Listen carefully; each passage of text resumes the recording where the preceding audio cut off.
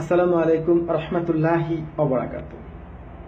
আমরা অনেক দিন যাবৎ গোপনে অনেক কৌশলে অনেক প্রমাণ সংগ্রহ করেছি আহসান হাবিব পেয়ারকে ধরার জন্য। বন্ধুরা, আপনারা অনেকেই আহসান হাবিব পেয়ারের প্রেমে পড়ে গিয়েছেন। এত সুন্দর দাড়ি, মাথায় টুপি, আপনার পাগড়ি, পাঞ্জাবি, এগুলা পরে যে মানুষ ধান্দাবাজি করে, মানুষের সাথে প্রতারণা করে, এগুলা পরেও যে আল্লাহ রাসূলকে অবিশ্বাস করে, সেটা আমি লিটন গাজী না, ওপর থেকে যদি ফেরেশতা আপনাদের সামনে এসে দাঁড়িয়ে বলে, কেউ বিশ্বাস করবেন না।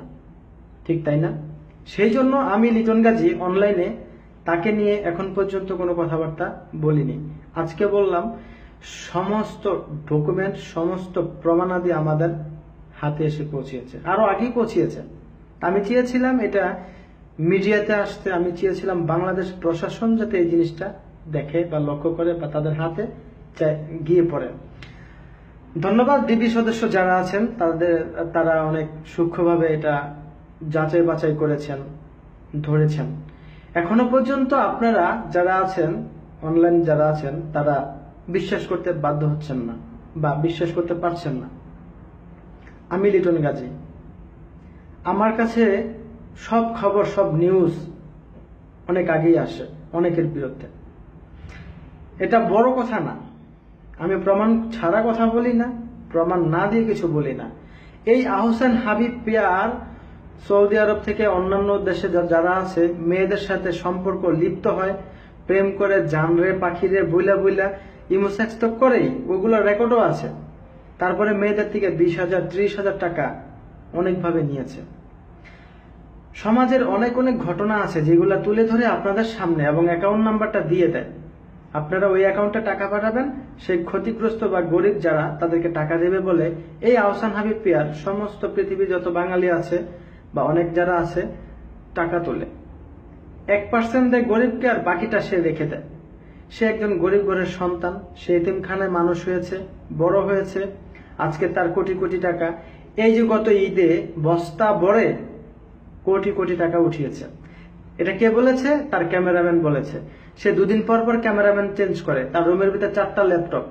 এবং ডিবি যখন তাকে অ্যারেস্ট করে, 20 লাখ টাকার চেক পাওয়া গিয়েছে এবং আরো অনেক কিছু পাওয়া গিয়েছে। আজকে 3 দিন যাবত তাকে রিমান্ডে দেওয়া হয়েছে। আগামীকাল আমি বলছি গোপন খবর তো আমরাই জানি। অফলাইন থেকে আমরা কি কি করেছি সেটা তো আপনারা জানেন না। এখন দেখবেন সর্বপ্রথম নিউজটি যমুনা টিভিতে, এখনো আসেনি, আগেই বলে দিলাম। যমুনা টিভি চ্যানেল, যেটা আপনারা লক্ষ্য করবেন, আগামীকাল সেখানে আসবে। এবং যমুনাতে ক্রাইম রিপোর্টের একটা অনুষ্ঠান আছে, নামটা মনে নাই, সমস্ত কাহিনী সেখানে তুলে ধরা হয়েছে।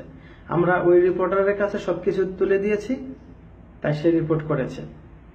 এখনো আপনারা ক্লিয়ার না। অনেকে বলবেন, গাজী ভাই এখন কি আপনারা কি আবার আমাকে বিতর্কিত সৃষ্টি করবেন?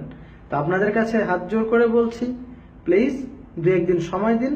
আগে টিভিতে আসুক, পত্রিকাতে আসুক, সমস্ত চ্যানেলে আনার জন্য ব্যবস্থা করতেছি। তারপরে আমি একটা একটা করে প্রুফ দিব।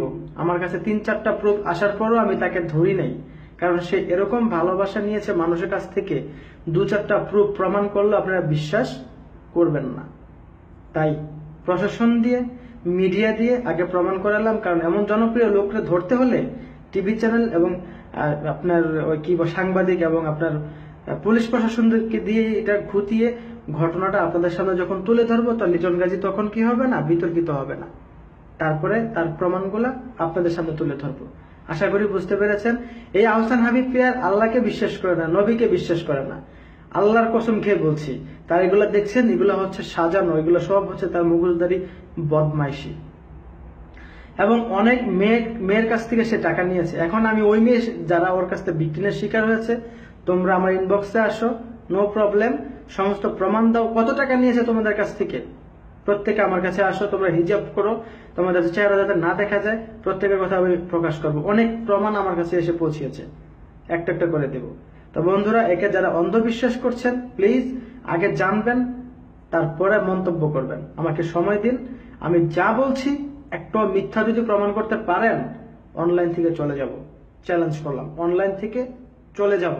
ইনি মুখোশধারী শয়তান, ইনি ইসলামের বিরুদ্ধে, সবকিছু প্রমাণ আমার কাছে আছে। আন্ডারস্ট্যান্ড? আশা করি সকলে বুঝতে পেরেছেন। সবাই আমাকে সময় দিন।